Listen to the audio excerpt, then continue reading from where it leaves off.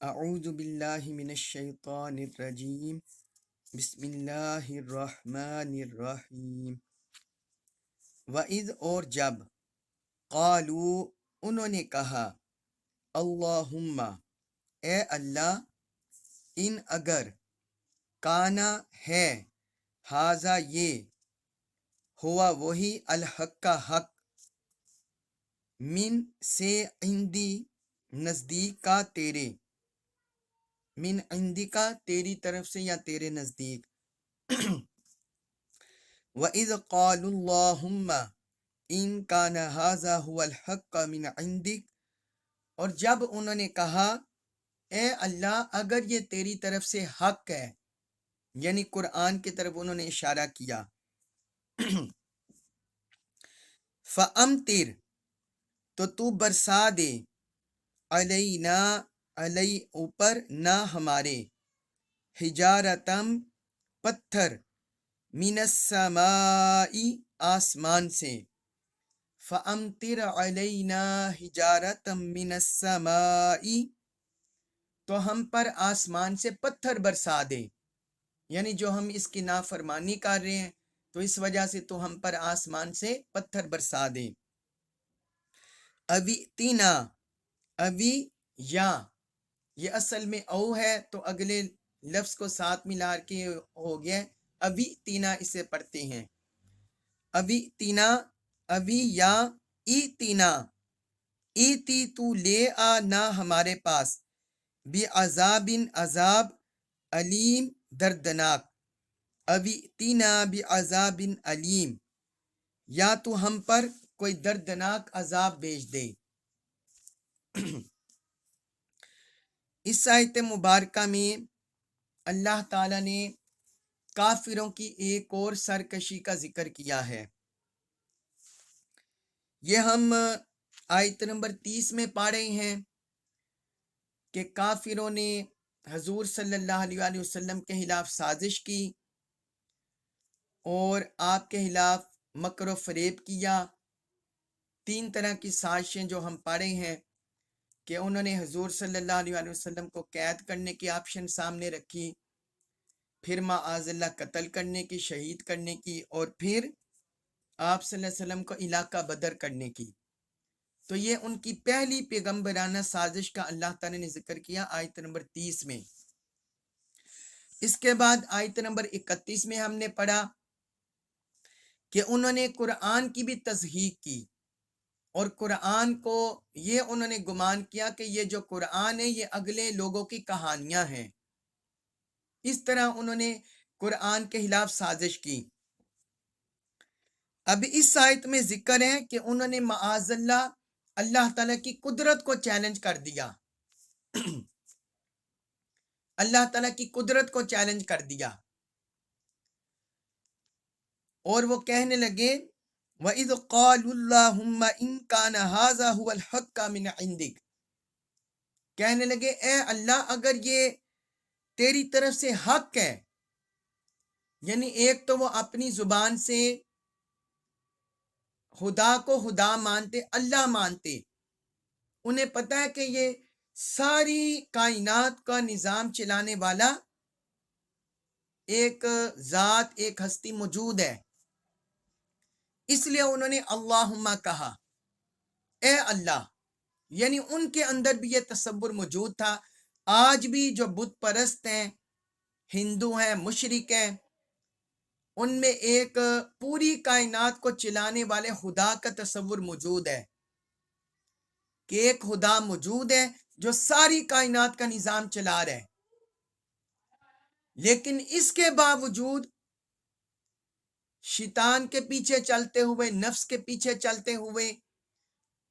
اور نفسانی خواہشات کے پیچھے چلتے ہوئے انہوں نے خدا کے مقابل دوسرے معبود بھی بنا لیے۔ کسی کو اولاد دینے والا بنا لیا، کسی کو بارش برسانے والا، کسی کو رزق دینے والا، اس طرح انہوں نے معبودان باطلہ خدا کے مقابلے میں بنا لیے۔ تو انہیں چونکہ پتہ ہے کہ پوری کائنات کا نظام چلانے والا ایک خدا ہے، اس لیے وہ اسی خدا کو، اللہ کو چیلنج کرتے ہیں کہتے ہیں اگر یہ تیری طرف سے حق ہے، یعنی معاذ اللہ وہ سمجھتے کہ اللہ کی طرف سے یہ حق ہو سکتا ہے لیکن ہمارے نزدیک یہ باطل ہے، یعنی اس طرح ان کا تصور بن چکا ہے۔ یہ چونکہ حضور صلی اللہ علیہ وسلم کے دور کے کافروں کی نفسیات ذکر ہو رہی ہے اور ان کی نیچر ذکر ہو رہی ہے، باقی جو اب بھی معاشرے میں پائے جاتے ہیں ان کی بھی یہی نیچر ہے، ان کی بھی یہی سوچ ہے، ان کی بھی یہی فکر ہے۔ تو انہوں نے کہا کہ اگر یہ تیری طرف سے حق ہے فَأَمْطِرْ عَلَيْنَا حِجَارَةً مِّنَ السَّمَاءِ، تو ہم پر آسمان سے پتھروں کی بارش کر دے۔ معاذ اللہ، جس طرح ہم گزشتہ انبیاء کرام کے بارے میں پڑھ رہے ہیں سورۃ الاعراف میں، اور آگے بھی قرآن میں ان کا ذکر آئے گا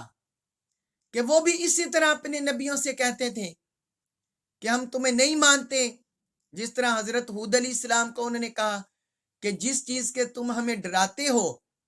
جو وعدہ، وہ تم ہمارے پاس لے آؤ، یعنی وہ بھی عذاب طلب کرتے تھے۔ تو اسی طرح جو کفار مکہ تھے، حضور کے منکرین، اللہ کے منکرین، انہوں نے بھی عذاب کا مطالبہ کر دیا کہ ہم پر پتھروں کی بارش برسا دے، اویتنا بعذاب علیم، یا ہم پر دردناک عذاب بھیج دے۔ اگر وہ صرف اپنی زبان سے اللہ کا کلمہ پڑھ لیتے، اللہ کے رسول کا کلمہ پڑھ لیتے، تو اتنی انہیں اللہ کی بارگاہ میں جسارت کرنے کی ہمت ہی نہ ہوتی، لیکن وہ اپنی انا کے پیچھے، نفسانی خواہشات کے پیچھے اتنے اندھے ہو گئے تھے کہ انہوں نے رب سے براہ راست عذاب کا مطالبہ کر دیا، عذاب کا مطالبہ کر دیا اللہ سے۔ اس کے بعد ہے آگے سورۃ الانفال آیت نمبر 33 اب اس میں ذکر ہو رہا ہے کہ ان پر عذاب کیوں نہ آیا۔ اللہ تعالی نے آگے ذکر کیا ہے، اس آیت میں فرمایا وما، اور نہیں ہے، وما اور نہیں، کانا ہے، اللہ اللہ، وما کان اللہ، اور اللہ کی یہ شان نہیں ہے، لیعذبہم، لی کہ یعذبہ وہ عذاب کرے، ہم ان پر، وما کان اللہ لیعذبہم، اللہ کی یہ شان نہیں کہ ان پر عذاب فرمائے، وانت، حالانکہ تو، حالانکہ آپ، یعنی اللہ نے اپنے حبیب کو ارشاد فرمایا حالانکہ آپ، فیہم، فی میں ہم ان کے، وانت فیہم، حالانکہ آپ ان کے اندر موجود ہیں، وما، اور نہیں، کانا ہے، اللہ اللہ، وما کان اللہ، اور اللہ نہیں ہے، اللہ کی یہ شان نہیں ہے، معذبہم، معذبہ، عذاب کرے، ہم ان پر، وہم، حالانکہ وہ، یستغفرون، استغفار کر رہے ہوں، مغفرت طلب کر رہے ہوں، وما کان اللہ معذبہم وہم یستغفرون، اور نہ ہی اللہ ان پر عذاب فرمانے والا ہے جبکہ وہ مغفرت طلب کر رہے ہوں، استغفار کر رہے ہوں۔ اب اس آیت مبارکہ میں اللہ تعالی نے ان کے عذاب سے محفوظ ہونے کی وجوہ کا ذکر کیا، دو وجہ کا۔ پہلی وجہ کا ذکر کیا ہے، اب اتنی ہٹ درمی ان میں، اتنی ہٹ درمی کا وہ شکار ہو گئے تھے، اتنے تعصب کا شکار ہو گئے تھے، اللہ کے رسول کے خلاف بھی سازشیں، قرآن کے خلاف بھی سازشیں، اور خود اللہ کو بھی چیلنج، اللہ کی قدرت کو بھی چیلنج۔ اس کے باوجود فرمایا کہ وہ عذاب سے محفوظ کیوں ہیں، ان پر عذاب کیوں نہیں آ رہا۔ تو یہاں اللہ تعالی نے وہ دو وجہ ذکر کی ہیں۔ پہلے فرمایا وما کان اللہ لیعذبہم، کہ اللہ کی یہ شان نہیں کہ ان پر عذاب کرے، کس وجہ سے، وانت فیہم، اے حبیب مکرم، آپ کا وجود اقدس ان کے اندر ہے، آپ ان کے اندر موجود ہیں، یعنی جب رحمت للعالمین صلی اللہ علیہ وسلم کا وجود مسعود ان کے اندر ہے، تو رب نے فرمایا یہ وجود ایسا ہے، یہ اللہ کی رحمت ایسی ہے تمہارے اندر کہ ان کے ہوتے ہوئے تم عذاب الہی سے محفوظ ہو، تم عذاب الہی سے محفوظ ہو۔ یہاں یہ بات بھی یاد رکھیں کہ جو پہلے انبیاء کرام تشریف لائے، یہ اللہ تعالیٰ کی سنت رہی ہے ان کے بارے میں بھی کہ جب تک وہ اپنی قوم کے اندر موجود رہے اللہ تعالیٰ کا عذاب ان کی قوم پر نہیں آیا۔ جب بھی کسی قوم پر عذاب آیا ان کے نبی کو وحی ہو جاتی کہ آپ اس قوم سے باہر تشریف لے جائیں، آپ اس قوم سے باہر تشریف لے جائیں، تو پھر اللہ کا عذاب ان پر آتا۔ حضرت ہود علیہ السلام بھی جب ان کی قوم پر عذاب آیا وہ باہر تشریف لے گئے، حضرت صالح علیہ السلام بھی اپنی قوم سے باہر نکل گئے، حضرت لوط علیہ السلام بھی باہر نکل گئے۔ تو قوموں پر عذاب اس وقت ان کی گرفت ہوئی، ان کی پکڑ ہوئی جب وہ نبی کا وجود ان کے اندر نہیں ہوتا تھا۔ اب یہ جو چونکہ حضور صلی اللہ علیہ وسلم اگرچہ ظاہری طور پر وصال فرما چکے ہیں، اب یہ دیکھیں نا، اب کوئی بندہ کہہ سکتا ہے کہ فلاں جو ملک ہے وہاں اتنے بت پرست ہیں، اتنے مشرک ہے، وہاں عذاب کیوں نہیں آ رہا؟ فلاں جگہ دہری ہیں، خدا کو ماننے والے بھی نہیں ہیں، کلمہ پڑھنے والے بھی نہیں ہیں، بت پرست ہے، کوئی ستاروں کو پوج رہا ہے، کوئی آگ کو پوج رہا ہے، تو وہاں عذاب کیوں نہیں آ رہا؟ کیونکہ حضور صلی اللہ علیہ وسلم اگرچہ ظاہری طور پر وصال فرما چکے ہیں، لیکن آپ قیامت تک کے لیے انسانوں کے اندر موجود ہیں، آپ کا وجود اقدس ہے، آپ روحانی طور پر حیات ہیں، نبوی طور پر حیات ہیں، رحمت کے طور پر حیات ہیں۔ اس لیے یہ آپ کے وجود مسعود کی، وجود اقدس کی برکت ہے کہ نہ صرف آپ کے دور کے کفار عذاب الہی سے، اجتماعی عذاب الہی سے محفوظ ہو گئے، بلکہ قیامت تک آنے والی انسانیت محفوظ ہو گئی۔ جس طرح گزشتہ قوموں پر عذاب آتا تھا اور وہ ملیاں میٹ ہو جاتے تھے، کوئی زلزلے سے برباد ہو گئے، کوئی خوفناک اندوہ تباہ خطرناک آندھی سے تباہ و برباد ہو گئے، اور کوئی پانی سے غرق ہو گئے،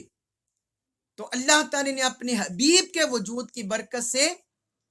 ساری انسانیت کو اجتماعی عذاب سے محفوظ کر دیا۔ آپ یہ دیکھیں کہ حضور صلی اللہ علیہ وسلم جو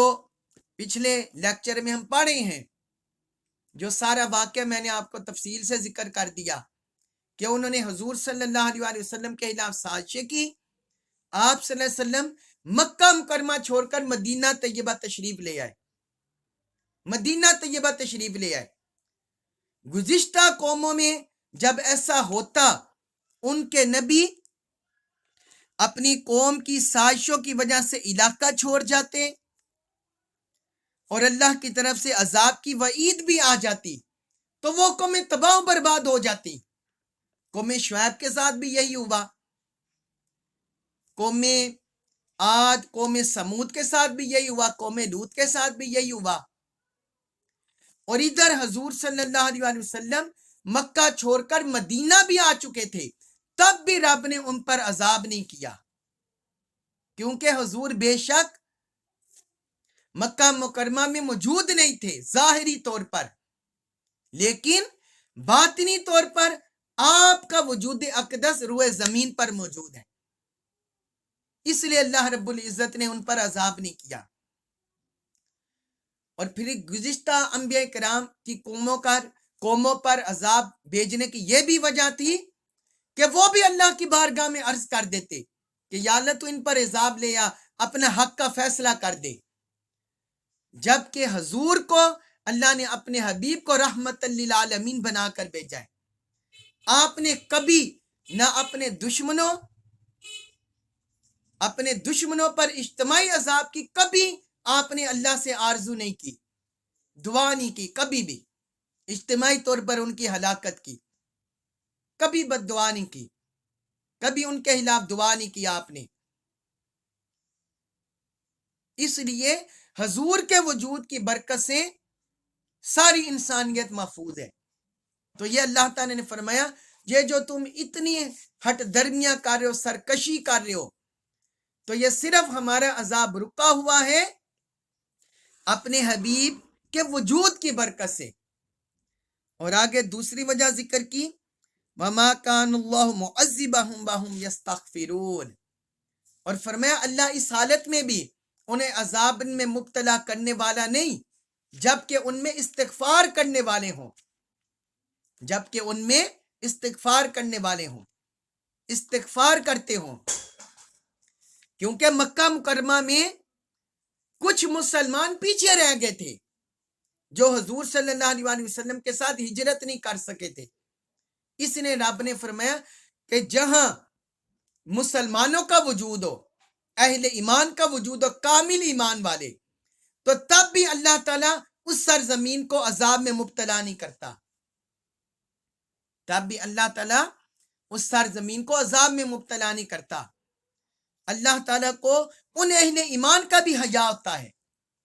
جو اللہ اور اللہ کے رسول کا، اللہ اور اللہ کے حبیب کا کلمہ پڑھتے استغفار کرتے ہیں، تو تب بھی اللہ تعالیٰ عذاب نہیں کرتا. تو یہ بھی ایک روئے زمین پر جو اس وقت ہر جگہ حضور کے امتی پہنچ چکے ہیں، تو یہ بھی انسانیت کے عذاب سے محفوظ رہنے کا ایک ذریعہ بن چکے ہیں کہ حضور کے کلمہ گو مؤمنین صالحین یہ بھی اللہ کے عذاب کو روکنے کا ذریعہ ہے. اللہ تعالیٰ ان سے بھی حیا فرماتا ہے، ان کی بھی حیا کرتا ہے. یہ صرف اس کا کرم ہے اور اس کا فضل ہے. اس کے بعد ہے سورۃ الانفال آیت نمبر 34 اس میں فرمایا وما اور کیا ہے، وما اور کیا ہے لہم ان کے لیے، اور ان کے لیے کیا وجہ ہو سکتی ہے، اللہ یہ اللہ جو ہے یہ دراصل جو اللہ کی شکل میں آپ دیکھ رہے ہیں یہ دراصل ان لا تھا، تو عربی گرامر بھی آپس میں مل گیا تو یہ بن گیا اللہ. اللہ کے نا، اس کا مطلب ہے کہ نا، یعذبا عذاب کرے ہم ان پر اللہ اللہ. فرمایا وما لہم اللہ یعذبہم اللہ، اور ان کے لیے اور کیا وجہ ہو سکتی ہے کہ اللہ ان پر عذاب نہ کرے. وہم حالانکہ وہ یسدون روکتے ہیں انل سے المسجد مسجد الحرام مسجد حرام سے، وہم یسدون عن المسجد الحرامی حالانکہ وہ لوگوں کو مسجد حرام سے روکتے ہیں یعنی خانہ کعبہ سے. وما اور نہیں ہے کانو وہ اولیاء اس کے اولیاء اس کے متولی، حالانکہ وہ اس کے ولی اس کے متولی ہونے کے بھی اہل نہیں ہے. ان نہیں ہے اولیاء اس کے اولیاء، اللہ کی طرف اشارہ ہے، ان اولیاء اس کے اولیاء نہیں ہے الا مگر المتقون پرہیزگار لوگ. ان اولیاء الا المتقون اس کے اولیاء اس کے دوست صرف پرہیزگار ہیں. ولیکن لیکن اکثرہم ان میں سے اکثر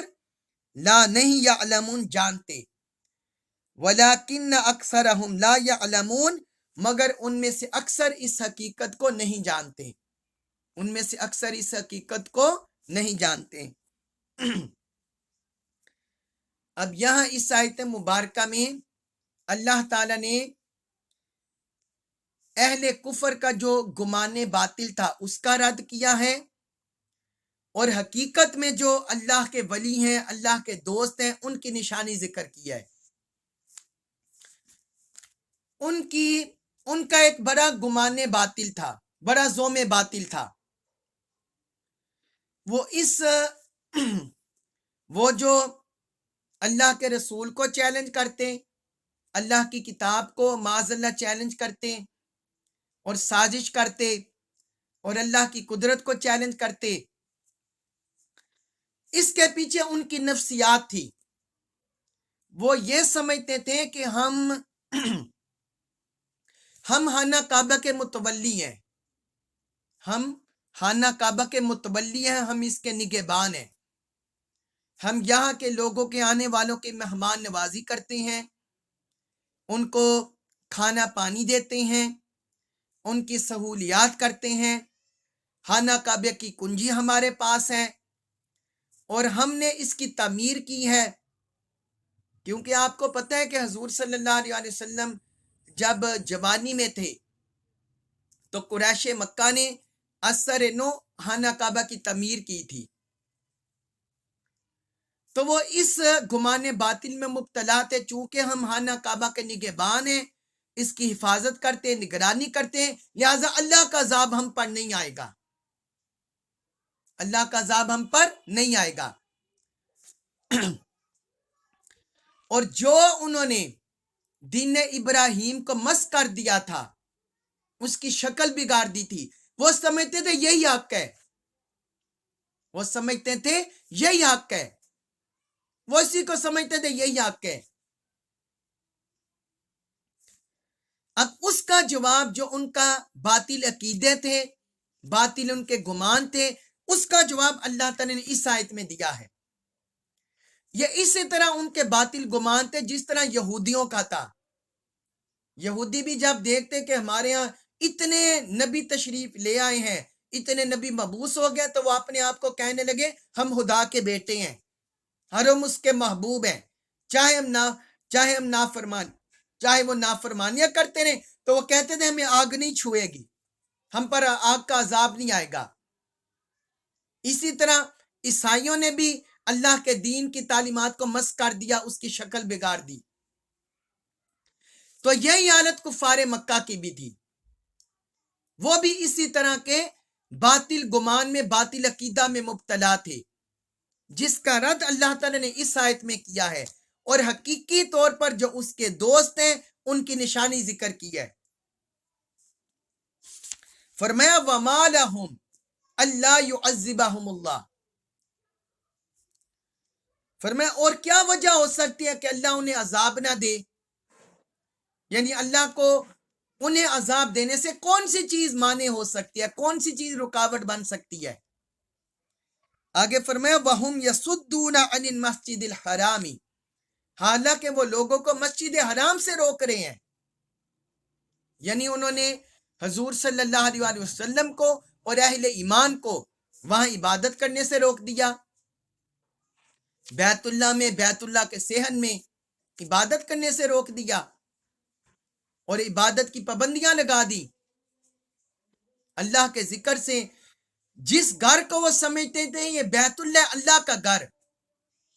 اسی گھر میں رب کی عبادت سے انہوں نے پیغمبر اسلام اور مسلمانوں کو روک دیا. تو اللہ پاک نے فرمایا ان کا یہ عمل ہے،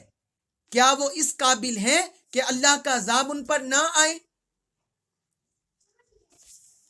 پھر آگے فرمایا وَمَا كَانُوا أَوْلِيَاءَ، اور وہ اللہ کے دوست نہیں ہیں، جو انہیں یہ گمان ہے کہ وہ بیت اللہ کے متولی ہیں، بیت اللہ کے ولی ہیں اور اس کی نسبت سے اللہ کے ولی ہیں، اللہ کے دوست ہیں. فرمایا ایسا نہیں ہے، نہ وہ بیت اللہ کے حقیقی ولی ہیں، نہ وہ بیت اللہ کے حقیقی متولی ہیں.